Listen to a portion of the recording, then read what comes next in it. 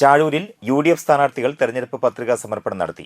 UDF Chazhur panchayat തെരഞ്ഞെടുപ്പ് committee ഓഫീസിന് മുന്നിൽ നിന്ന് പ്രകടനമായി എത്തിയാണ് പത്രിക സമർപ്പിച്ചത്. കഴിഞ്ഞ തവണ UDF മെമ്പറായി തെരഞ്ഞെടുക്കപ്പെട്ട ഷിമ ആന്റണി അടക്കം 11 വനിതാ സ്ഥാനാർത്ഥികൾ കോൺഗ്രസിനായി ഇത്തവണ മത്സരരംഗത്തുണ്ട്. 17 പേരാണ് ഇന്ന് പത്രികാ സമർപ്പണം നടത്തിയത്.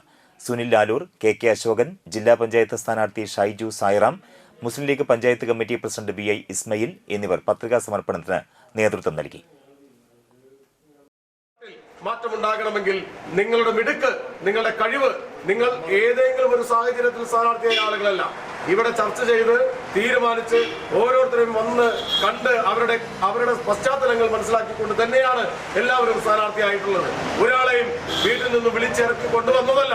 വളരെ അപൂർവമായിട്ടൊക്കെ ചിലപ്പോൾ നമ്മുടെ പാർട്ടിക്കകത്ത് ചിലപ്പോൾ സംഭവിച്ചേക്കാം. പക്ഷേ ചാഴൂരിൽ കഴിഞ്ഞ 1.5 വർഷക്കാലമായി ഷൈജുവിന്റെ നേതൃത്വത്തിൽ മിടുക്കായ പ്രവർത്തനം ഇന്ന് ജില്ലയിൽ വലിയ മാറ്റമുണ്ടാക്കാൻ ഷൈജുവിന്റെ ജില്ലാ പഞ്ചായത്ത് സ്ഥാനാർത്ഥിത്വം പോലും ലഭ്യമായത് പ്രവർത്തന മികവുകൊണ്ടാണ് എന്നുള്ളത് യാഥാർത്ഥ്യമാണ്.